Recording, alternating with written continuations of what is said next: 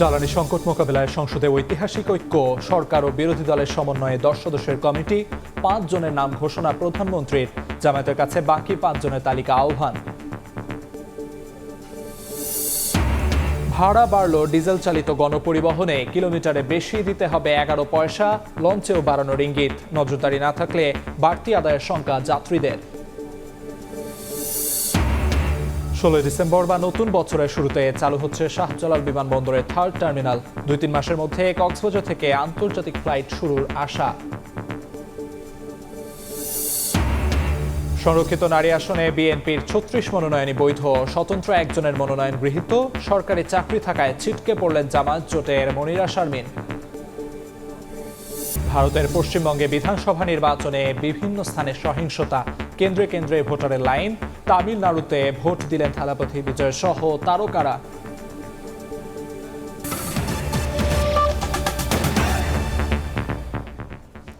সময় সংবাদের সঙ্গে আছি আমি আমিরুল ইসলাম আলিফ।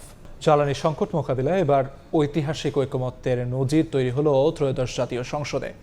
সংকট উত্তরণী করণীয় ঠিক করতে বিদ্যুৎ ও জ্বালানি মন্ত্রীকে প্রধান করে 10 সদস্যের উচ্চ পর্যায়ের কমিটি গঠনের সিদ্ধান্ত নিয়েছে সরকার ও বিরোধী দল।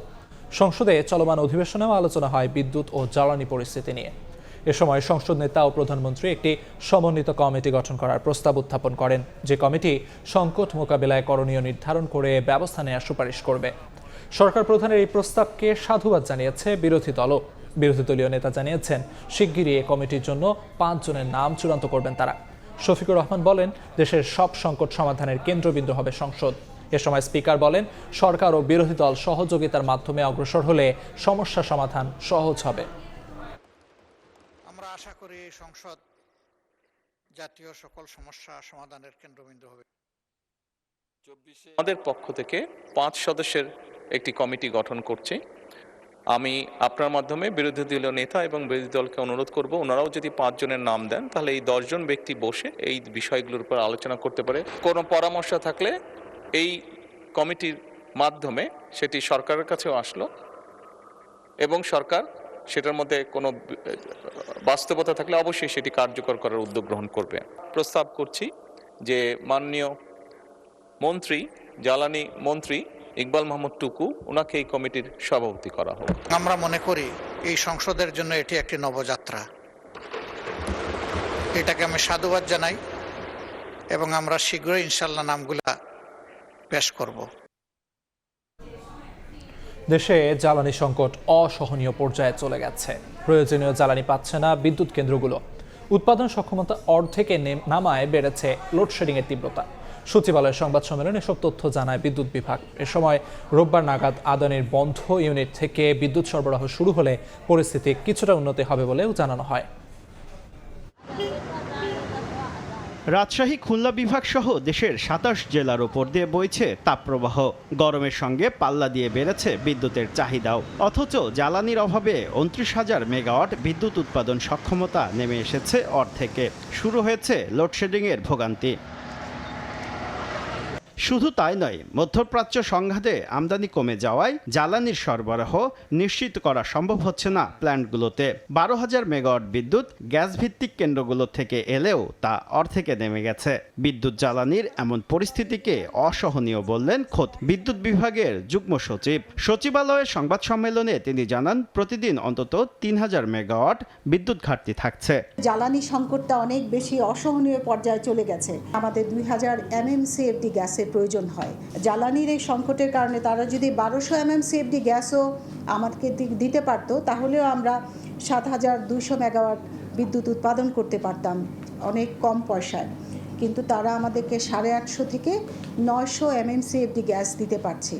এই নাজুক পরিস্থিতির মধ্যেই 22 এপ্রিল হঠাৎ বন্ধ হয়ে যায় 1600 মেগাওয়াট ক্ষমতা সম্পন্ন আদানি বিদ্যুৎ কেন্দ্রের একটি ইউনিট। সরকারের আশা 3 দিনের মধ্যে আদানির বিদ্যুৎ সরবরাহ স্বাভাবিক হবে। 26 তারিখে আদানির সেকেন্ড ইউনিটটা ঠিক হয়ে যাবে, আমরা বিদ্যুৎ সরবরাহ পেয়ে যাব। তো একটা ইউনিটের বিদ্যুৎ বিভ্রাটের কারণে প্রায় 650 মেগাওয়াট বিদ্যুৎ আমরা কম পাচ্ছি।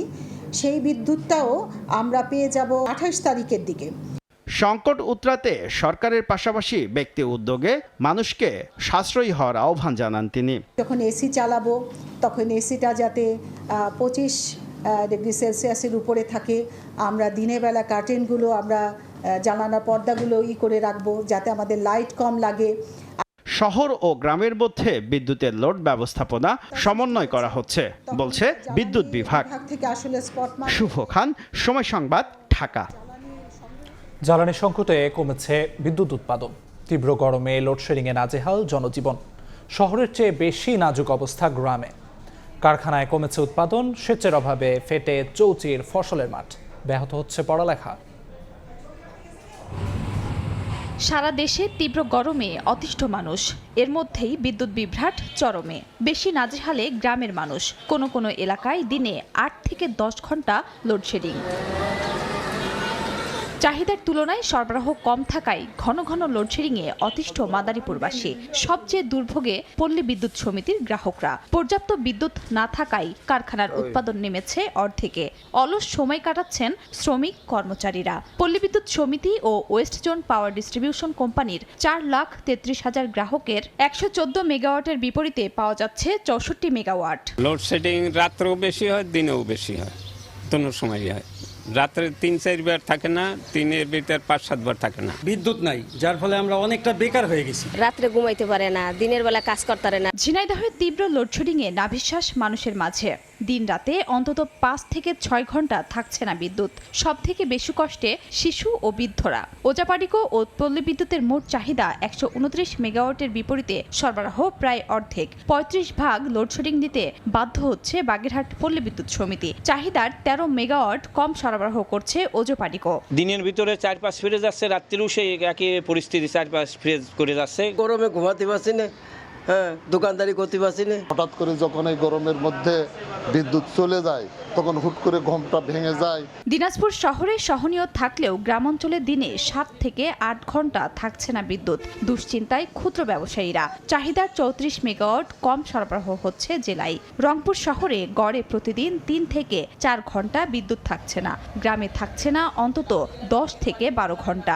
ঘন্টায় ঘন্টায় কারেন্ট থাকতেছে না, আমরা কাজকর্ম করতে পারতেছি না, আমাদের খুবই ব্যাঘাত ঘটতেছে। ফ্রিজের জিনিস থাকে, এগুলাও তো নষ্ট হয়ে যাবে। বর্তমানে 12 থেকে 13 ঘন্টা কারেন্টের লোডশেডিং পাচ্ছি। সিলেটে ঘন ঘন লোডশেডিংয়ে ব্যাহত হচ্ছে শিক্ষার্থীদের পড়ালেখা। বিকল্প ব্যবস্থায় ব্যবসা চালু রাখার চেষ্টা করছেন অনেকে। বিদ্যুৎ উন্নয়ন বোর্ডের তথ্য মতে জেলায় চাহিদা 477 মেগাওয়াটের বিপরীতে পাওয়া যাচ্ছে 297 মেগাওয়াট। এসএসসি পরীক্ষা লেখাপড়া করতে পারছে না বাচ্চারা, খুব অসুবিধা। গরমের কারণে আমাদের পড়ালেখায় মনোযোগ দিতে বেশ কষ্ট হচ্ছে। 8 ঘন্টায় আমরা কারেন্ট পাইলাম 2 ঘন্টা 3 ঘন্টা। কম বেশি সারা বাংলাদেশে সেটা একটু লোডশেডিং হচ্ছে আর কি।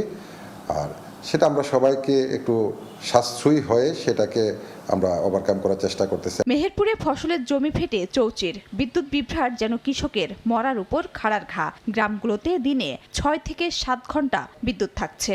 এতে সেচ দিতে হিমশিম অবস্থা চাষিদের। 24 ঘন্টায় 4 ঘন্টা কারেন্ট, রাতে 2 ঘন্টা, দিনে 2 ঘন্টা। মিলে ধান চাল নিয়ে আসি ফিসাই ভাড়াই করার জন্য, ভাই হয়ে যায়, বলে হয়নি ভাই, কারেন্ট নেই। বিদ্যুৎ না থাকার কারণে আমরা নতুন করে যে ফসল বুনবো সেটা পাচ্ছি না। পল্লী বিদ্যুৎ সমিতি কর্তৃপক্ষ বলছে জ্বালানির সংকটের প্রভাব পড়ছে বিদ্যুৎ উৎপাদনে। 20 মেগাওয়াটের ঘাটতি, এই ঘাটতি আমরা যদি ডিমান্ড এবং সাপ্লাইয়ের সাথে ঠিক থাকে তাহলে আমরা এর থেকে উত্তরণ করতে পারবো। বিদ্যুৎ সরবরাহ স্বাভাবিক রাখতে প্রয়োজনীয় ব্যবস্থা নেওয়ার দাবি সাধারণ মানুষ ও ব্যবসায়ীদের। খাদিজা স্বপ্না, সময় সংবাদ। বিদ্যুৎ পরিস্থিতির খবর জানাতে এই মুহূর্তে দিনাজপুরে আছেন রিপোর্টার গোলাম নবী দুলাল। সরাসরি যাচ্ছি তার কাছে। দিনাজপুর বড়পুকুরিয়া তাপ বিদ্যুৎ কেন্দ্রের সর্বশেষ যে 125 মেগাওয়াট ইউনিটটি ছিল, এটি গতকাল রাত 10টার সময় বন্ধ হয়ে গেছে এবং এটি নিশ্চিত করেছেন বড়পুকুরিয়া তাপ বিদ্যুৎ কেন্দ্রের প্রধান প্রকৌশলী আবু বকর সিদ্দিক। তিনি যেটি বলেছেন যে 525 মেগাওয়াট বিদ্যুৎ সম্পন্ন বড়পুকুরিয়া তাপ বিদ্যুৎ কেন্দ্রের 2টি ইউনিট কিন্তু আগে থেকেই বন্ধ ছিল। সর্বশেষ যে ইউনিটটি সেটি কিন্তু 125 মেগাওয়াট হলে 65 মেগাওয়াট বিদ্যুৎ উৎপাদন হয়ে আসছিল। কিন্তু বড়পুকুরিয়া কয়লা খনি থেকে যে সরবরাহকৃত যে কয়লা, সে কয়লা আপনার তাপ বিদ্যুৎ কেন্দ্রে আসার পরে তিনি যেটা জানিয়েছেন বলেছেন যে কুলিং মেশিন, যে মেশিনে কয়লাটি আপনার ডাস্ট করার পরে মেশিনে দেওয়া হয়, সেখানে পাথর থাকার কারণে কুলিং মেশিনটি ভেঙে গেছে। ভেঙে যাওয়ার কারণেই কিন্তু আপনার কারিগরি ত্রুটির কারণে গতকাল রাত 10টায় বাধ্য হয়ে সেটিকে বন্ধ করেছেন। তিনি আরেকটি বিষয় বলেছেন যে এই বিদ্যুৎ কেন্দ্রটির আপনার এই ইউনিটটি চালু হতে কমপক্ষে আপনার 1 সপ্তাহ সময় লাগবে।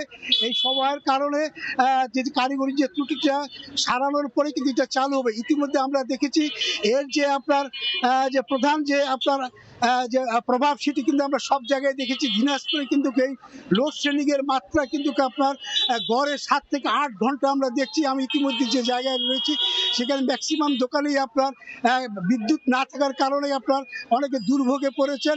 বিশেষ করে যারা জ্বালানি তেল নিতে আসছেন সেই পেট্রোল পাম্পগুলোতেও আপনার একই অবস্থা, আপনার কারেন্ট না থাকার কারণে তারা তেল দিতে পারছেন না। আর আরেকটি বিষয় হচ্ছে যে এই বিদ্যুৎ না থাকার কারণে লোডশেডিং এর মাত্রা বেড়ে যাওয়ার কারণে ছোটখাটো ক্ষুদ্র শিল্প কলকারখানা আমার শেষ সুবিধা থেকে আপনার অনেকে বঞ্চিত হচ্ছে। তবে বড়পুকুরিয়া তাপ বিদ্যুৎ কেন্দ্রের এই ইউনিটটি থেকে যে পরিমাণ বিদ্যুৎ আপনার উৎপাদন হতো সেটি কিন্তু জাতীয় গ্রিডে আপনার সরবরাহ করার পরেই কিন্তু সেই বিদ্যুৎ আমরা কিন্তু সরবরাহ পেতাম।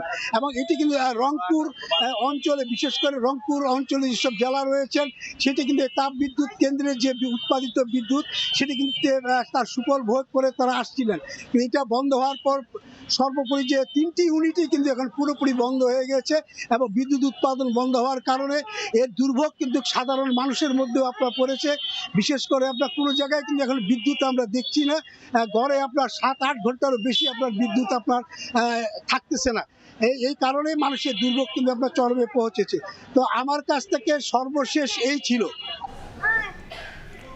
দিনাজপুর থেকে সবশেষ খবরাখবর জানাচ্ছেন সহকর্মী গোলাম নবী দুলাল। কৃষি উৎপাদনের প্রয়োজনে আগামী 1 মে থেকে সার কারখানায় গ্যাস সরবরাহ শুরু করা হবে বলে জানিয়েছেন বিদ্যুৎ, জ্বালানি ও খনিজ সম্পদ মন্ত্রী। সংসদে চলমান অধিবেশনে ব্রাহ্মণবাড়িয়ার সংসদ সদস্য রুমিন ফারহানার সিদ্ধান্ত প্রস্তাবে বিদ্যুৎ ও জ্বালানি মন্ত্রী ইকবাল হাসান মাহমুদ টুকু জানান, বিগত সরকার জবাবদিহিতা তুলে দিয়ে স্বেচ্ছাচারিতা করে দেশকে আমদানি নির্ভর করে তুলেছে। মন্ত্রী বলেন, সরকার বিদেশ নির্ভরতা কমিয়ে দেশীয় উৎপাদন বাড়িয়ে চাহিদা পূরণে গুরুত্ব দিচ্ছে। নতুন কূপের সন্ধান পেলে গ্যাসের সংকট কমবে বলে আশা প্রকাশ করেন তিনি। শিল্প খাতে নিরবচ্ছিন্ন গ্যাস সরবরাহ করতে আপাতত গৃহস্থালিতে নতুন গ্যাস সংযোগ দেওয়া হবে না বলেও জানান মন্ত্রী।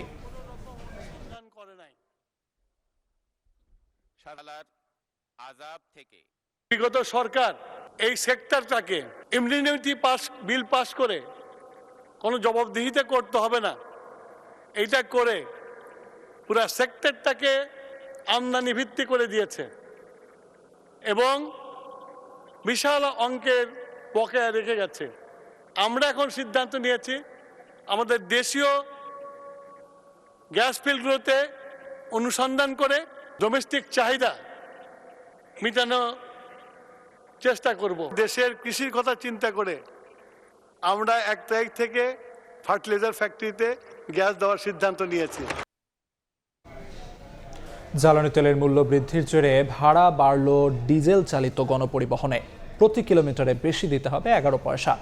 আজ থেকে কার্যকর হয়েছে এই সিদ্ধান্ত। সড়ক পরিবহন ও সেতুমন্ত্রী জানান, সিএনজি চালিত গণপরিবহনের ক্ষেত্রে বর্ধিত ভাড়া প্রযোজ্য হবে না। ট্রেন, লঞ্চেও বাড়ানোর ইঙ্গিত রয়েছে। নজরদারি না থাকলে বাড়তি ভাড়া আদায়ের শঙ্কা যাত্রীদের। মধ্যপ্রাচ্য সংঘাতের প্রভাবে টালমাটাল জ্বালানির বৈশ্বিক বাজার। বাংলাদেশেও তীব্র হয়েছে সংকট।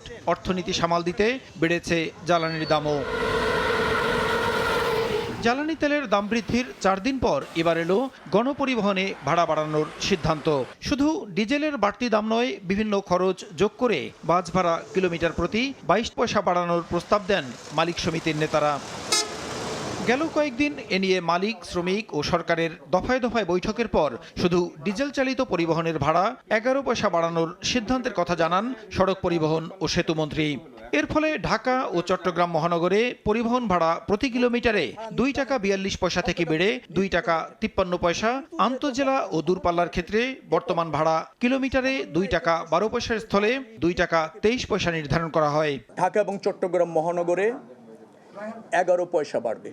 আন্তঃজেলা যেখানে 52 সিটের গাড়ি আছে সেখানেও পার কিলোমিটার 11 পয়সা বাড়বে। এই সিদ্ধান্তের ব্যত্যয় যদি বাস মালিকরা করতে চেষ্টা করে, ডেফিনেটলি বাস মালিকদের বিরুদ্ধে শক্ত অবস্থান এবং শক্ত ব্যবস্থা নেওয়া হবে। সিএনজি চালিত বাসের ক্ষেত্রে বর্ধিত ভাড়া বিবেচিত হবে না জানিয়ে মন্ত্রী বলেন, তেলের দাম কমে গেলে ভাড়া আবার কমানো হবে। এই সমন্বয়টা শুধু এবার বৃদ্ধির ক্ষেত্রে না, তেলের দাম পুনরায় কমলে আবার এই একই প্রক্রিয়ায় ভাড়া কমবে। তেলের দাম ভাড়া কমানোর সাথে সমন্বয়টা কী হবে, একটা প্রজ্ঞাপন জারি করে বিআরটিএ ওই ফর্মুলা অনুসারে ভাড়া নির্ধারণ করে দেবে। তবে কঠোর নজরদারি না থাকলে ভাড়া বৃদ্ধির সুযোগে আরও বাড়তি ভাড়া নেয়ার শঙ্কা প্রকাশ করেছেন যাত্রীরা। সেই সঙ্গে ডিজেল চালিত আর সিএনজি চালিত পরিবহন চিহ্নিত করার পরামর্শ তাদের। 2 কিলোমিটারে 22 পয়সা আসবে, তো তারা তার 22 পয়সা করে আমাদের কাছ থেকে নেবে না, নিবে হচ্ছে 5-10 টাকা করে। ডিজেল চালিত বাসের ভাড়া তো বাড়াইছে, বাট এখন তো সব বাসের ভাড়াই বেশি নিবে। সরকারের উচিত ডিজেল চালিত বাসের ভাড়া কত, সিএনজি চালিত বাসের ভাড়া কত আলাদা করে দেওয়া। এদিকে জ্বালানি তেলের দাম বৃদ্ধিতে লঞ্চের ভাড়া 42% পর্যন্ত বাড়ানোর প্রস্তাব দিয়েছে লঞ্চ মালিকদের সংগঠন বাংলাদেশ অভ্যন্তরীণ নৌ চলাচল সংস্থা। প্রসূন আশিস, সময় সংবাদ, ঢাকা। 16 ডিসেম্বর বা নতুন বছরের শুরুতে থার্ড টার্মিনাল চালুর ব্যাপারে সিদ্ধান্ত নিয়েছে সরকার। সকালে সচিবালয়ে প্রধানমন্ত্রীর সঙ্গে বৈঠক শেষে কথা জানান বিমান প্রতিমন্ত্রী। জানান, যে কোনো মূল্যে বিমানকে লাভজনক প্রতিষ্ঠানে রূপ দিতে নির্দেশ দিয়েছেন প্রধানমন্ত্রী। নতুন অর্থ বছরের বাজেটে ঘোষণার পর কক্সবাজার বিমানবন্দর থেকে আন্তর্জাতিক ফ্লাইট চালুর পরিকল্পনার কথাও জানান বিমান প্রতিমন্ত্রী। দেশে মেগা প্রকল্পগুলোর মধ্যে অন্যতম হযরত শাহজালাল আন্তর্জাতিক বিমানবন্দরের থার্ড টার্মিনাল। তবে একাধিকবার পিছিয়ে অনিশ্চয়তার মধ্যে ছিল প্রকল্পটি। অবশেষে খুলছে থার্ড টার্মিনাল। বৃহস্পতিবার সকালে এভিয়েশন খাতের সার্বিক দিক নিয়ে সচিবালয়ে প্রধানমন্ত্রীর সঙ্গে বৈঠক করেন বিমানমন্ত্রী, প্রতিমন্ত্রী ও সংশ্লিষ্টরা। পরে বিমান প্রতিমন্ত্রী জানান, চলতি বছরের 16 ডিসেম্বর বা নতুন বছরের শুরুতে চালু হবে থার্ড টার্মিনাল। আমরা চিন্তা করতেছি এন্ড অফ দিস ইয়ার, যদি পারি 16 ডিসেম্বরে করলাম, আর না হলে আমরা নিউ ইয়ারে করলাম।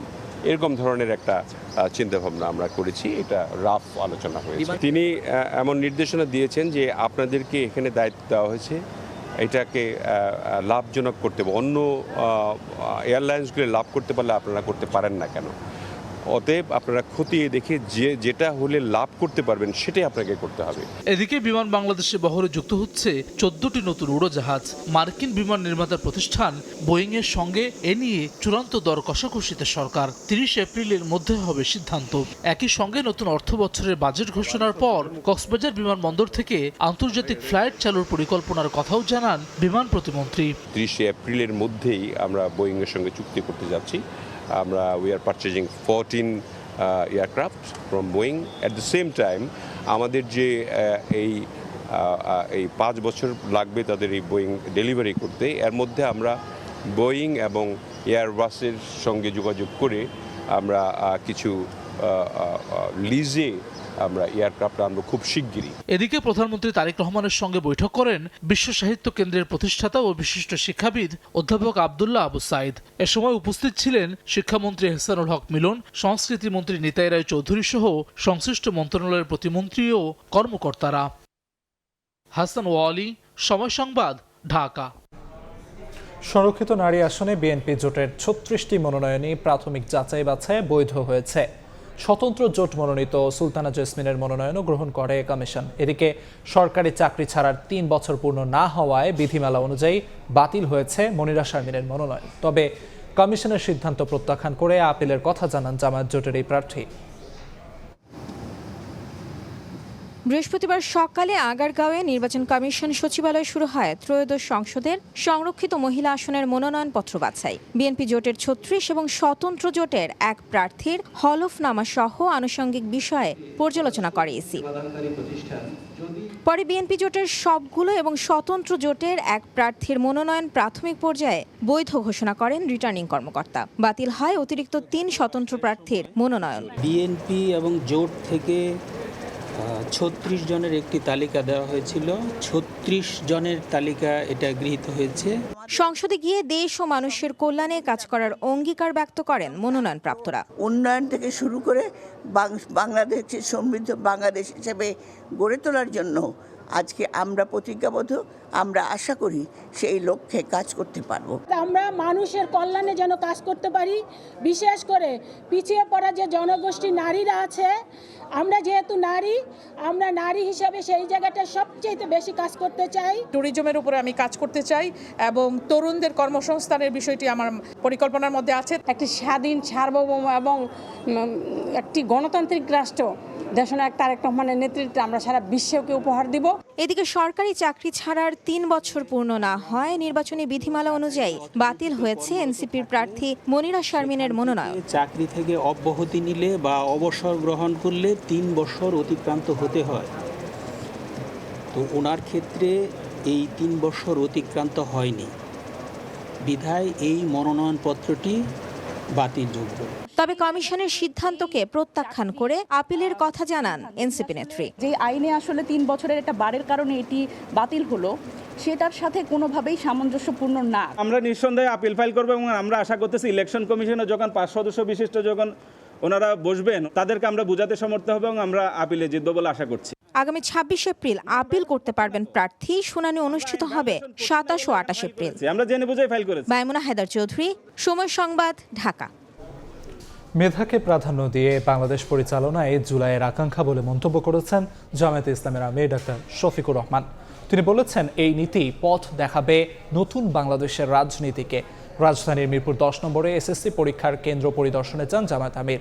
কেন্দ্রের বাইরে অপেক্ষমান অভিভাবকদের সঙ্গে কুশল বিনিময় করেন তিনি। বলেন, এসএসসি ও এইচএসসি এই দুটি পরীক্ষা শিক্ষার্থীদের ভিত্তি গড়ে দেয়। আজকের পরীক্ষার্থীরা আগামী দিনের বাংলাদেশ গড়ে তুলবে। চট্টগ্রাম সিটি কলেজে সহিংসতা প্রসঙ্গে তিনি বলেন, মানুষ হওয়ার আঙিনায় কেউ অমানুষের কাজ করুক সেটি প্রত্যাশিত নয়। মেধার যত বিকাশ ঘটবে জাতি তত এগিয়ে যাবে। আগামীতে আমরা আর রাজনীতিকে প্রাধান্য দিয়ে সরকার পরিচালিত হোক, দেশ পরিচালিত হোক এটা চাই না। আমরা চাই মেধাকে প্রাধান্য দিয়ে হোক, যেটা জুলাই আন্দোলনের অন্যতম দাবি ছিল বা প্রধান দাবি ছিল। ওখানে যাবে তারা জ্ঞানের চর্চার জন্য, ওখানে যাবে কেন তারা রক্ত ঝরানোর জন্য। এই রক্ত যারই জোরুক, সে তো আমারই সন্তান। আমি দেখতে চাই না যে ও কোন দলের। মা বাপ কাউকে রক্ত ঝরানোর জন্য ওখানে মানুষ হওয়ার জন্য পাঠিয়েছে। বস্ত্র ও পাট মন্ত্রণালয়ের অধীনে থাকা 6টি পাটকল আগামী 6 মাসের মধ্যে বেসরকারি উদ্যোগে চালুর সিদ্ধান্ত নিয়েছে সরকার। সচিবালয়ে বস্ত্র ও পাট মন্ত্রণালয়ের সভাকক্ষে অংশীজনদের মন্ত্রী খন্দকার আব্দুল মুক্তাদির একথা জানান। পর্যায়ক্রমে বন্ধ থাকা কলগুলো চালু অথবা ইজারা দেওয়া হবে। এতে বিনিয়োগের পাশাপাশি রফতানি ও কর্মসংস্থান বাড়বে বলে জানান তিনি। বৈঠকে বিডার চেয়ারম্যান আশিক চৌধুরী সহ বিটিএমসির ঊর্ধ্বতন কর্মকর্তা এবং সংশ্লিষ্টরা অংশ নেন।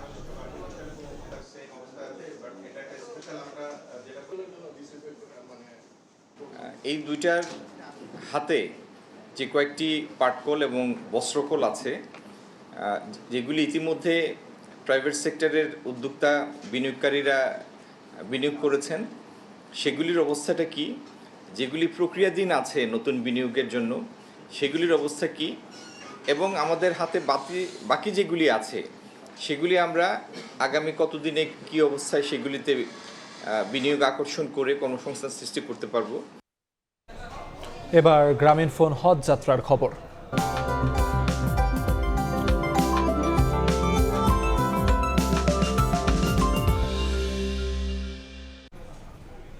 পবিত্র হজ পালনে সৌদি আরবে অবস্থানরত বাংলাদেশিদের সেবা নিশ্চিত করতে ব্যস্ত সময় পার করছে মক্কার বাংলাদেশ হজ মিশন। আবাসন সমস্যার সমাধান থেকে শুরু করে অসুস্থদের চিকিৎসা সেবা দিতে কাজ করছে মিশনের বিভিন্ন উইং। বিস্তারিত জানাতে মক্কা থেকে সরাসরি যুক্ত হচ্ছেন মুফতি আব্দুল্লাহ তামিম। এই মুহূর্তে দাঁড়িয়ে আছি সৌদি আরবের মক্কার হজ মিশনে, যেখান থেকে সারা বাংলাদেশের থেকে আগত হজ যাত্রীদের সমস্ত সেবা পর্যবেক্ষণ সহ সব কিছুই এখান থেকে কন্ট্রোল করা হয়। বাংলাদেশের যে হজ মিশন আছে মক্কায় অবস্থিত, এই হজ মিশনে হারিয়ে যাওয়া হজ যাত্রী যারা আছে তাদের দেখভাল সহ শুরু করে যাদের ব্যাগেজ সমস্যা, লাগেজ সমস্যা সব কিছুই এখান থেকে সমাধান করা হয়। এমনকি বাংলাদেশ থেকে এবার যারা ৭৮,৫০০ হজ যাত্রী যারা আসবেন বাংলাদেশে প্রেমময় হজ আদায়ের লক্ষ্যে, তাদের চিকিৎসা সেবাও এখান থেকেই পর্যবেক্ষণ করা হয়। আমি একটু আগে হজ মিশন ঘুরে দেখেছি যে সকাল থেকে এই পর্যন্ত ১৪৬ জন হজ যাত্রী যারা অসুস্থ হয়ে গিয়েছে বিভিন্ন কারণে, তাদেরকে বাংলাদেশ সরকারের পক্ষ থেকে ফ্রি ওষুধ সরবরাহ সহ তাদেরকে সব ধরনের চেক আপ সুবিধা দিচ্ছেন। এমনকি আমি একটু আগে ঘুরে দেখেছি হজ মিশনে যে সকাল থেকে এই পর্যন্ত ৯২ জন হজ যাত্রী যারা বৃদ্ধ বয়সে উপনীত হয়েছে, হজ করতে এসেছেন, পবিত্র হজ করতে এসেছেন, তারা হারিয়ে গিয়েছেন, তাদেরকে ৯২ জন হজ যাত্রীকে তাদের গন্তব্যে পৌঁছে দিয়েছেন এই হজ মিশন। এভাবেই তারা বাংলাদেশের সমস্ত হজ যাত্রী যারা আগমন করে তাদের বিভিন্ন ধরনের সমস্যাগুলো সমাধানের জন্য তারা এখানে প্রস্তুত আছে। আইটি সহযোগিতা থেকে শুরু করে সব ধরনের সহযোগিতা এই হজ মিশন থেকে কিন্তু করা হয়। আমরা ঘুরে দেখেছি যে বাংলাদেশ হজ মিশনে বিভিন্ন ধরনের ডেস্ক আছে, যে ডেস্কগুলোর মধ্যে হজ যাত্রীদের নানান ধরনের সুযোগ সুবিধা দিয়ে থাকে। আর আমি একটু আগেও কিন্তু এখানে ঘুরে দেখেছিলাম যে বাংলাদেশের থেকে আগত সমস্ত হজ যাত্রী যাদের লাগেজ সমস্যা আছে, লাগেজ সমস্যার সমাধানও কিন্তু এখান থেকে করা হয়। তো বাংলাদেশের হজ মিশন সৌদি আরবের মক্কা থেকে এই ছিল আমার কাছে সবশেষ। সরাসরি যুক্ত ছিলাম পবিত্র মক্কা নগরীতে। থাকছে ঢাকা শহরে একই সময়ে এক এক এলাকায় বিভিন্ন তাপমাত্রা, পার্থক্য ৫ ডিগ্রিরও বেশি। গাছ জলাশয় ঘেরা এলাকায় কম গরম, নগরীকে বাসযোগ্য রাখতে ব্যবস্থা নেওয়ার তাগিদ।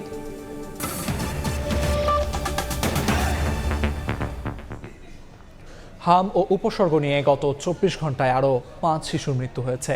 শরীরে জটিল প্রতিদিনে হামে আক্রান্ত হয়ে সারা দেশ থেকে রাজধানীর হাসপাতালগুলোতে ভর্তি হচ্ছে শিশুরা। রোগ থাকলে টিকা দেওয়ার পরও শিশু আক্রান্ত হতে পারে বলে জানান চিকিৎসক। শিশুদের হাম থেকে সুরক্ষা দিতে চিকিৎসকরা ২টি ভ্যাকসিন নেওয়ার উপর জোর দেন। এদিকে পরিস্থিতি ধীরে ধীরে নিয়ন্ত্রণে আসছে বলে দাবি করেছেন স্বাস্থ্যমন্ত্রী। হাসপাতাল প্রাঙ্গণ জুড়ে শিশুদের কান্নার শব্দ, যন্ত্রণায় বিছানায় কাতরাচ্ছে ছোট্ট শিশুরা। পরিবারের সদস্যরা প্রহর গুনছেন কখন সুস্থ হবে চোখের মনি, কখন হাসি মুখে ফিরবে বাড়ি। দিন পেরোলেও কমছে না হাসপাতালে হামে আক্রান্ত শিশুর সংখ্যা। প্রতিদিন রাজধানী শিশু হাসপাতালে নতুন করে ভর্তি হচ্ছে প্রায় ১০ শিশু। হাসপাতালে ভর্তি হওয়া বেশিরভাগ শিশুর আছে বিভিন্ন জটিলতা। টিকা দেওয়ার পরেও অনেক শিশু হামে আক্রান্ত হওয়ায় উদ্বিগ্ন অভিভাবকরা। ও অসুস্থ হওয়ার 10 দিন আগে একটা হামের টিকা দিয়েছিলাম, তারপরে আজকে 1 সপ্তাহ থেকে জ্বর, সর্দি, কাশ, আরও অনেক ধরনের রোগ আছে। এটার জন্য বলছে যে পরীক্ষা করে তারপরে বুঝতে পারবো। অবস্থা যখন আসছিলাম তখন একটু খারাপই ছিল, এখন আলহামদুলিল্লাহ আগের থেকে সুস্থ আছে। শরীরে জটিল রোগ থাকলে টিকা অনেক সময় কাজ নাও করতে পারে বলে জানান চিকিৎসক। শিশুদের হাম থেকে সুরক্ষা দিতে 2টি ভ্যাকসিন নেওয়ার জোর দেন চিকিৎসকরা। অনেক সময় দেখা যায় 15 মাস সেটা দেয় না। একটা টিকা দিলে কিন্তু 100% বা 95% ইমিউনিটি দেয় না। একটা টিকা দিলে হয়তো 60-70% দেয়, 2টা দিলে 95% উপরে দেয়, এটা প্রোটেকশন হয়ে যায়। এদিকে জাতীয় বার্ন অ্যান্ড প্লাস্টিক সার্জারি ইনস্টিটিউটে জাতীয় পুষ্টি সপ্তাহ 2026-এর উদ্বোধন অনুষ্ঠানে স্বাস্থ্যমন্ত্রী জানান হাম পরিস্থিতি ধীরে ধীরে নিয়ন্ত্রণে আসছে। হাম তো আপনারা জানেন কি অবস্থা এখন ছিল, সবার প্রচেষ্টা আমরা মোটামুটি একটা কন্ট্রোলের মধ্যে আনতে সক্ষম হচ্ছি। এছাড়া শিশুদের পুষ্টি নিশ্চিত করতে মায়ের শাল দুধের বিকল্প নেই বলেও মন্তব্য করেন স্বাস্থ্যমন্ত্রী সরদার মোহাম্মদ সাখাওয়াত হোসেন। আয়েশা সিদ্দিক সামিয়া, সময় সংবাদ, ঢাকা। বাংলাদেশিদের স্বল্প ব্যয়ে মানসম্মত স্বাস্থ্যসেবা দিতে ভারত প্রতিশ্রুতিবদ্ধ বলে জানিয়েছেন ঢাকায় নিযুক্ত দেশটির হাই কমিশনার প্রণয় কুমার ভার্মা। রাজধানীর একটি হোস্টেলে একটি চুক্তি সই অনুষ্ঠানে তিনি জানান, বাংলাদেশের চিকিৎসা খাতের সক্ষমতা বাড়াতে যৌথ উদ্যোগে কাজ করতে চায় ভারত। এ সময় মেডিকেল ট্যুরিজম খাত সুসংগঠিত করতে দুই দেশের বেসরকারি খাতকে এগিয়ে আসার আহ্বান জানান হাই কমিশনার। আয়োজকরা জানান, এই চুক্তির মাধ্যমে বাংলাদেশি রোগীরা ভিসা সহায়তা, উন্নত চিকিৎসা, আবাসন ব্যবস্থা সহ বিমান ভাড়ায় বিশেষ ছাড় পাবেন।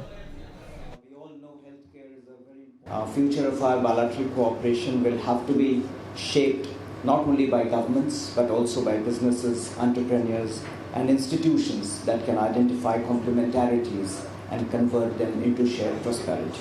Their quality healthcare systems, innovation and affordability that India offers are globally recognized. We are hopeful that these two companies coming together have the potential to bring those strengths closer to the people of Bangladesh, expanding access, choice and quality in healthcare services. চট্টগ্রামে ওয়াসার pipeline খনন করতে গিয়ে মাটি চাপা পড়ে 2 শ্রমিকের মৃত্যু হয়েছে। এছাড়া আহত হয়েছেন আরও 2 জন। এ সময় ঠিকাদারের পক্ষের কয়েকজন বিতর্কিত মন্তব্য করলে বিক্ষুব্ধ শ্রমিকরা চট্টগ্রাম মেডিকেলের জরুরি বিভাগের কক্ষ ভাঙচুর করে। এই ঘটনায় 7 জনকে আটক করা হয়েছে।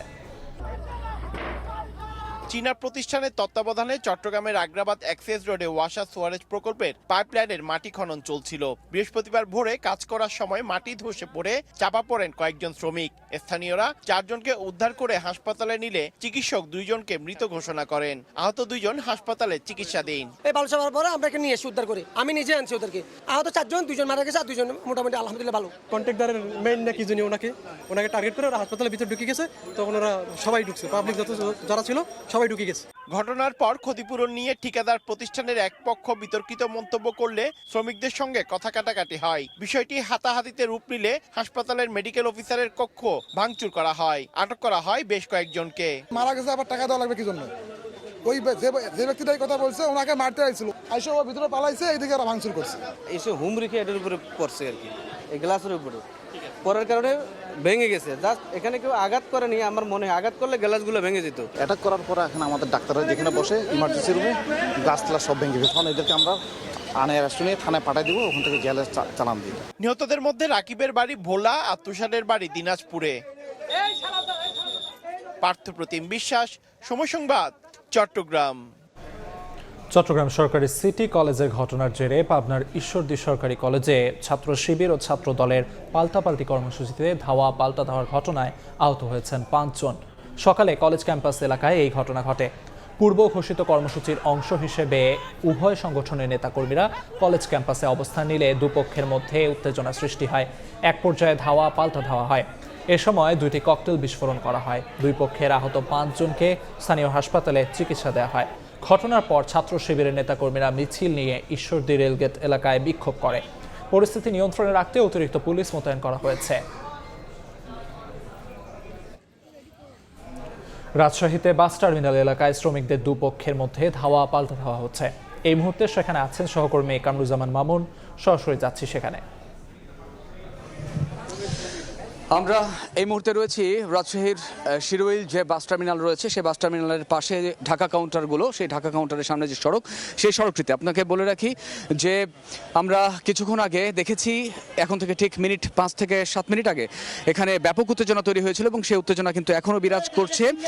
ঠিক রেলগেট এলাকা থেকে একটি শ্রমিকদের একটি দল লাঠিসোঁটা এবং ইট পাটকেল নিয়ে বিভিন্ন উত্তেজনা তৈরি করতে করতে স্লোগান দিতে দিতে তারা এই টার্মিনালের দিকে আসে এবং টার্মিনালের এদিকে থেকে শ্রমিকদের আরেকটি পক্ষ তারাও ঠিক লাঠিসোঁটা এবং ইট পাটকেল নিক্ষেপ শুরু করে এবং তারপরই এখানে আসলে উত্তেজনা তৈরি হয়ে যায় এবং পুলিশ পরিস্থিতি নিয়ন্ত্রণে রাবার বুলেট এবং টিয়ার শেল নিক্ষেপ করে। তবে এখনও এখানের যে পরিস্থিতি সেটি আসলে খুবই থমথমে বলা চলে এবং সব ধরনের বাস চলাচল, অর্থাৎ দূরপাল্লার বাস থেকে শুরু করে স্বল্প পাল্লার যত বাস রয়েছে সবগুলোই কিন্তু এখানে চলাচল বন্ধ রয়েছে। আমরা যেটি দেখতে পাচ্ছি এখানে এখনও ধাওয়া পাল্টা ধাওয়ার ঘটনা ঘটছে। বলে রাখি যে এর আগে গতকাল দুপুর বেলায় ডিসি অফিসে যে মিটিং হয়েছিল, সেই মিটিংয়ে বাস মালিক সমিতির দুপক্ষ তারা উপস্থিত ছিলেন এবং যে দুপক্ষ উপস্থিত ছিলেন সেইখানে সমাধান হয় বন্ধ থাকা যে রাজশাহী থেকে ঢাকায় বাস চলাচল সেটি চালু করার সিদ্ধান্ত হয় এবং সেই মিটিংয়ের পরই শ্রমিকদের ভেতরে বাকবিতণ্ডা তৈরি হয় এবং এক শ্রমিক নেতাকে মারধরের মতো ঘটনা ঘটে। অর্থাৎ মোটর শ্রমিক ইউনিয়নের ভারপ্রাপ্ত সাধারণ সম্পাদক রফিকুল ইসলাম পাখিকে মারধর করা হয় এবং তারপরই আসলে গতকালও এই এলাকায় উত্তেজনা তৈরি হয় এবং ধাওয়া পাল্টা ধাওয়ার ঘটনা ঘটে এবং সেই পরিস্থিতি আজ ঠিক দুপুর পরপরই আবারও এলাকা উত্তেজিত হয়ে ওঠে। অর্থাৎ এইখানে আমরা যেটি দেখতে পাই যে দুপক্ষ ব্যাপক আগ থেকেই বেশ দুপুর পর থেকেই ঘণ্টাখানিক ধরে তারা বিভিন্ন প্রস্তুতি নেয় এবং বিভিন্ন জায়গায় বিভিন্ন মোড়ে অবস্থান নেয়, বিশেষ করে টার্মিনাল এলাকায় এবং রেলগেট এলাকায় তারা অবস্থান নেয় এবং ঠিক 5:30টার দিকে এই দুপক্ষ একদম মুখোমুখি অবস্থান নিলে পুলিশ পরিস্থিতি নিয়ন্ত্রণের চেষ্টা করে এবং এখনও দুপক্ষ আসলে দুই জায়গায় মারমুখী অবস্থান করছে বলা চলে এবং পুলিশের সতর্ক অবস্থান রয়েছে। এবং যেটি সবচেয়ে বড় উদ্বেগের বিষয় সেটি হলো যে এখন এই রাজশাহী থেকে সব ধরনের স্বল্প এবং দূরপাল্লার বাস চলাচল এই পরিস্থিতির কারণে বন্ধ রয়েছে। আরেকটি বিষয় একটু বলে রাখি যে এইখানে গতকালও উত্তেজনা তৈরি হয়েছিল এবং তার আগে নাটোরে যে ঝামেলা তৈরি হয়েছিল, অর্থাৎ নাটোর বাস মালিক সমিতির সঙ্গে রাজশাহী বাস মালিক সমিতির যে দ্বন্দ্ব তৈরি হয়েছিল, সেই দ্বন্দ্বের জেরে 24 ঘন্টা পর রাজশাহী থেকে ঢাকা রুটে বাস চলাচল স্বাভাবিক হয় এবং স্বাভাবিক হলেও সেই অবস্থা, সেই স্বাভাবিক হবার যে মিটিংটি ডিসি অফিসে অনুষ্ঠিত হয়েছিল, সেই মিটিংয়ের পরই শ্রমিকদের দুপক্ষের মধ্যে কথা কাটাকাটির জেরে রফিকুল ইসলাম পাখিকে মারধর করা হয় এবং ইউনিয়ন অফিসে তালা ঝুলিয়ে দেওয়া হয় এবং নগরীর শিরোইল বাস টার্মিনাল এলাকায় এই ঘটনা আমরা সরাসরি দেখানোর চেষ্টা করছি এবং ঘটনা যেই সড়কটিতে ঘটছে আসলে সেখানে যাওয়ার কোনো বুদ্ধি নেই, সেখানে পুলিশ যেতেও বাধা দিচ্ছে এবং সেখানে যেহেতু দুপক্ষ মারমুখী অবস্থান নিয়ে আছে তাই গণমাধ্যম কর্মীরাও কিন্তু বেশ নিরাপদ দূরত্বে অবস্থান করছে। বলে রাখি যে গতকাল বুধবার দুপুরে প্রশাসনের সাথে বৈঠক করে রাজশাহী এবং ঢাকা রুটে কিন্তু বাস চলাচল স্বাভাবিক করা হয়েছিল। সেই বাস চলাচল এখন একেবারে বন্ধ হয়ে গেছে, অর্থাৎ টার্মিনাল থেকেও কোনো বাস ছাড়ছে না এবং ঢাকাগামী যে বাসগুলো রয়েছে সেই বাসগুলো আসলে কাউন্টারগুলোর সামনে থেকে সরিয়ে নেওয়া হয়েছে। তো বলা চলে যে এখন এই পরিস্থিতি গতকাল থেকে যে ধরনের উত্তেজনা তৈরি হয়েছে এখানে সেটি আরও বাড়লো আজকে এবং মালিক পক্ষ এবং শ্রমিক পক্ষের সঙ্গে বসে এটি সুরাহা করা ছাড়া আসলে এই যে বাস চলাচল বা এই যে থমথমে পরিস্থিতি এটি স্বাভাবিক করা সম্ভব নয়। নিশ্চয়ই আমরা কথা বলেছি একটু আগে যে বাস মালিক সমিতিরা আসলে বিষয়টি নিয়ে ভাবছেন এবং তারা এটি সমাধানের চেষ্টা করবেন। এতটুকু ছিল আমার কাছে রাজশাহী থেকে সর্বশেষ তথ্য। রাজশাহী থেকে সবশেষ জানাচ্ছেন সহকর্মী কামরুজ্জামান মামুন। জ্বালানি ও প্রতিরক্ষা সক্ষমতা বাড়ানোর তাগিদ দিয়েছেন সেনাপ্রধান জেনারেল ওয়াকারুজ্জামান। মিরপুর সেনানিবাসে ক্যাপস্টন কোর্সের সমাপনী অনুষ্ঠানে তিনি বলেন, স্বাধীনতার এত বছরেও দ্বিতীয় কোনো রিফাইনারি প্রতিষ্ঠান না থাকায় সমস্যা আরও জটিল হয়েছে। আমদানি রফতানি নৌপথে হওয়ায় নৌবাহিনীর সক্ষমতা বাড়ানোর ওপর জোর দেন সেনাপ্রধান। পার্লামেন্ট ফরিদপুর 3 মিরপুর সেনানিবাসের ন্যাশনাল ডিফেন্স কলেজে গত 5 এপ্রিল থেকে শুরু হয় ক্যাপস্টোন কোর্স। এতে অংশ নেন সংসদ সদস্য, জ্যেষ্ঠ সামরিক ও পুলিশ কর্মকর্তা, শিক্ষাবিদ, জ্যেষ্ঠ চিকিৎসক, সরকারি ও বেসরকারি সংস্থার উচ্চপদস্থ প্রতিনিধি, কূটনীতিক সহ 45 জন। To bring these matters to the notice of the leadership at the highest level of the country. কোর্সের সমাপনী অনুষ্ঠানে ন্যাশনাল ডিফেন্স কলেজের কমান্ড্যান্ট জানান, জাতীয় গুরুত্বপূর্ণ বিষয়গুলোতে ঐক্যমত্য গঠনে ভূমিকা রাখবে এই course. I must gratefully acknowledge your enthusiastic involvement in the program which enabled us to achieve our goal. প্রধান অতিথির বক্তব্যে সেনাপ্রধান জেনারেল ওয়াকারুজ্জামান কথা বলেন জ্বালানি সংকট নিয়ে। ইরান, যুক্তরাষ্ট্র, ইসরায়েল যুদ্ধ টেনে তিনি বলেন, স্বাধীনতার এত বছরেও দ্বিতীয় জ্বালানি রিফাইনারি প্রতিষ্ঠান তৈরি না হওয়ায় বেশি দামে তেল আমদানি করতে হচ্ছে। We didn't develop the Eastern refinery or we didn't have a second refinery. স্বাধীনতার 54-55 বছর পার হয়ে গেলেও আমরা দ্বিতীয় কোনো রিফাইনারি করতে পারিনি। বর্তমান ইরান, ইউএসএ বা ইসরায়েল সংকট জ্বালানি নিরাপত্তার উপর কতটা প্রভাব ফেলতে পারে এবং তা সাধারণ মানুষের জীবনে কেমন প্রভাব ফেলে সেটি আজ স্পষ্ট। Energy security, how much it can. আমদানি রপ্তানি সমুদ্র পথের উপর নির্ভরশীল হওয়ায় সমুদ্র সীমা রক্ষায় নৌবাহিনীকে আরো শক্তিশালী করার তাগিদ দেন তিনি। Bangladesh Navy is very important. Bangladesh নৌবাহিনী আমাদের জন্য অত্যন্ত গুরুত্বপূর্ণ। আমাদের আমদানি রপ্তানি মূলত সমুদ্র পথের উপর নির্ভরশীল। আমাদের সি লাইন অফ কমিউনিকেশন রক্ষা করতে হলে নৌবাহিনীকে আরও শক্তিশালী করতে হবে। জবাবদিহিতা ছাড়া কোনো প্রতিষ্ঠান দাঁড়াতে পারে না জানিয়ে সেনাপ্রধান বলেন, সামরিক বাহিনীর মধ্যে জবাবদিহিতা নিশ্চিতের মাধ্যমে শক্তিশালী প্রতিরক্ষা ব্যবস্থা গড়ে তোলা সম্ভব। মাসুদুর রহমান, সময় সংবাদ, ঢাকা।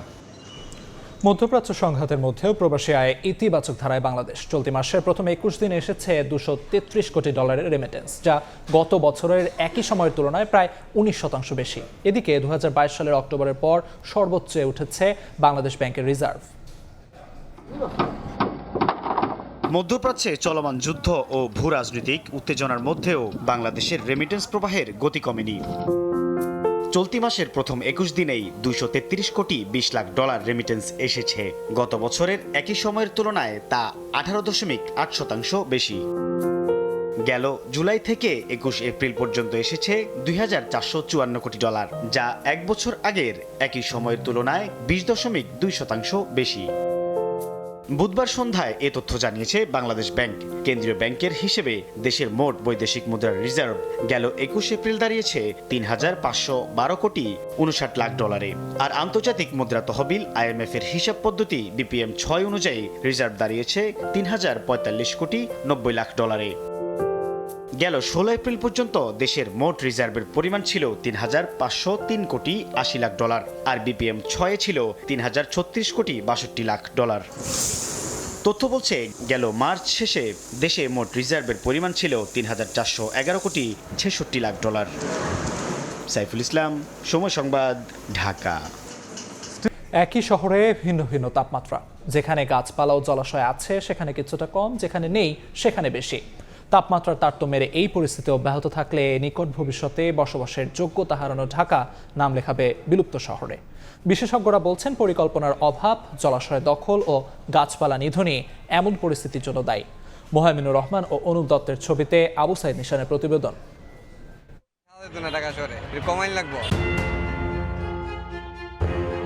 গাছ কেটে ফেলতেছে, গাছ লাগানোর কোনো উপায় নাই।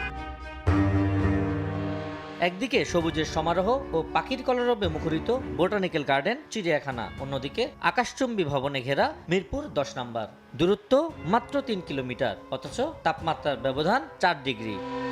ক্যাপসের গবেষণা প্রতিবেদন অনুযায়ী গত 7 বছরে গড়ে দক্ষিণ সিটিতে 4 ও উত্তর সিটিতে 3 ডিগ্রি তাপমাত্রা বেড়েছে। ঢাকার এক প্রান্তে সর্বনিম্ন তাপমাত্রা বোটানিক্যাল গার্ডেন এলাকায়, আর সর্বোচ্চ তাপমাত্রা মতিঝিল ও তেজগাঁওয়ে। গাছপালা, জলাশয়, লেক থাকায় উত্তরা 18 নম্বর সেক্টর, চিড়িয়াখানা, রমনা, সংসদ ভবন এলাকার তাপমাত্রার চাইতে মিরপুর 2, 10, কারওয়ানবাজার, তেজগাঁও, মতিঝিল এলাকার তাপমাত্রা অনেক বেশি। এদিকে তাপমাত্রা বৃদ্ধিতে দিন দিন দুর্বিষহ হয়ে উঠেছে জনজীবন। গরমে কাজ করতে অসুস্থ হয়ে উঠছে। নদীগুলো আস্তে আস্তে ভরাট হয়ে যাচ্ছে, গাছ কেটে ফেলতেছে। তাপমাত্রা নিয়ন্ত্রণে গাছ ও জলাশয় রক্ষায় রাষ্ট্রীয় পদক্ষেপ না নিলে নিকট ভবিষ্যতেই বাসযোগ্যতা হারানো ঢাকা বিলুপ্ত শহরে পরিণত হবে বলে শঙ্কা বিশেষজ্ঞদের। একটা শহরে 25 ভাগ সবুজ এলাকা রাখা দরকার, 10-15 ভাগ ওয়াটার বডি রাখা দরকার ছিল, যেন অন্তত ন্যাচারালি আপনি কিছু তাপ কম পান। হিট ম্যানেজমেন্টের যে বিষয়টি, সেটি আমরা আরও গুরুত্ব সহকারে যদি দেখতে পারি, তাহলে এই সমস্যাটার প্রকোপ থেকে আমরা হয়তো কিছুটা নিজেদের রক্ষা করতে পারবো। ঢাকার তাপমাত্রা নিয়ন্ত্রণে ছাদ বাগান, সড়কের পাশে গাছ লাগানো সহ একগুচ্ছ পরামর্শ দিলেন পরিবেশ বিশেষজ্ঞ। জলাভূমি কিন্তু দরকার আছে, শুধু গাছ লাগালে কিন্তু তাপমাত্রা কমবে না। উপরে তাপ কমিয়ে ফেলেছেন, কিন্তু নিচ থেকে তো তাপ উঠবে। তাপমাত্রা নিয়ন্ত্রণে এখনই পদক্ষেপ না নিলে অচিরেই তাপ 50 ডিগ্রি ছাড়িয়ে যাওয়ার আভাস পরিবেশবিদদের। নদী, নালা, খালবিল এবং সবুজায়ন রয়েছে, সেগুলো সংরক্ষণের পাশাপাশি যেখানে নেই সেখানে নিতে হবে দ্রুত বিকল্প ব্যবস্থা। তা না হলে বসবাসের যোগ্যতা হারানো ঢাকা পরিণত হবে ধ্বংসস্তূপে। আবু সাইদ নিশান, সময় সংবাদ, ঢাকা। চলমান উত্তেজনার মধ্যে ইরানের সঙ্গে আবারও আলোচনায় বসার ঘোষণা দিয়েছেন মার্কিন প্রেসিডেন্ট ডোনাল্ড ট্রাম্প। আগামী 36 থেকে 72 ঘন্টার মধ্যে দুই দেশের মধ্যে বৈঠক হতে পারে বলে জানান তিনি। এর মধ্যে এশিয়ার জলসীমায় ইরানি পতাকাবাহী 3টি ট্যাঙ্কার জব্দ করেছে যুক্তরাষ্ট্র। হরমুজ প্রণালী ঘিরে বেড়েই চলেছে উত্তেজনার পারদ। পাল্টাপাল্টি অবরোধের জেরে বৈশ্বিক শক্তির সংঘাতের কেন্দ্রে পরিণত হয়েছে এই জলপথ। চলমান পরিস্থিতিতে যুক্তরাষ্ট্র ও ইসরায়েলের যুদ্ধবিরতি লঙ্ঘন এবং সামুদ্রিক অবরোধ অব্যাহত থাকলে প্রণালী পুনরায় খুলে দেয়া সম্ভব নয় বলে হুঁশিয়ারি দিয়েছে ইরান। দেশটির পার্লামেন্টের স্পিকার বাঘের গালিবাব বলেন, বৈশ্বিক অর্থনীতিকে জিম্মি করার মতো পদক্ষেপ চলতে থাকলে কোনোভাবেই স্বাভাবিক পরিস্থিতি ফেরানো যাবে না।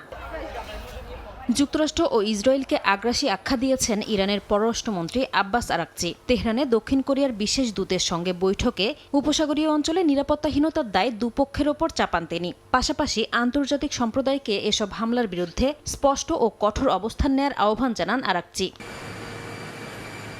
উত্তেজনার মধ্যেই নতুন কূটনৈতিক সম্ভাবনার ইঙ্গিত দিয়েছেন মার্কিন প্রেসিডেন্ট ডোনাল্ড ট্রাম্প। আগামী 36 থেকে 72 ঘন্টার মধ্যে ওয়াশিংটন ও তেহরানের মধ্যে দ্বিতীয় দফার আলোচনা হতে পারে বলে দাবি তার। যদিও এ বিষয়ে আনুষ্ঠানিকভাবে কোনো মন্তব্য করেনি ইরান। এদিকে রোববারই ইরানের চলমান যুদ্ধবিরতির মেয়াদ শেষ হচ্ছে বলে দাবি করেছে ইসরায়েলি গণমাধ্যম। এর মধ্যেও থেমে নেই দুপক্ষের পাল্টাপাল্টি জাহাজ জব্দের ঘটনা। এশিয়ার জলসীমায় ইরানি পতাকাবাহী অন্তত 3টি তেলবাহী জাহাজ আটক করেছে মার্কিন বাহিনী। এর আগে ইরানও 2টি জাহাজ জব্দের দাবি করে। দুই দেশের পাল্টাপাল্টি কঠোর অবস্থানের জেরে বিশ্ববাজারে আবারও বেড়েছে জ্বালানি তেলের দাম। বৃহস্পতিবার ব্যারেল প্রতি অপরিশোধিত তেলের দাম প্রায় 4% বেড়ে যায়। নাসরিন রুমি, সময় সংবাদ। এ পর্যায়ে শীর্ষ সংবাদগুলো জানিয়ে দিচ্ছি আরেকবার। জ্বালানি সংকট মোকাবেলায় সংসদে ঐতিহাসিক ঐক্য, সরকার ও বিরোধী দলের সমন্বয় কমিটি, 5 জনের নাম ঘোষণা প্রধানমন্ত্রী, জামায়াতের কাছে বাকি 5 জনের তালিকা আহ্বান। ভাড়া বাড়ল ডিজেল চালিত গণপরিবহনে, কিলোমিটারে বেশি দিতে হবে 11 পয়সা, লঞ্চেও বাড়ানোর ইঙ্গিত, নজরদারি না থাকলে বাড়তি আদায়ের সংখ্যা যাত্রীদের। এবং 16 ডিসেম্বর বা নতুন বছরের শুরুতে চালু হচ্ছে শাহজালাল বিমানবন্দরের 3rd টার্মিনাল। 2-3 মাসের মধ্যে কক্সবাজার থেকে আন্তর্জাতিক ফ্লাইট শুরুর আশা।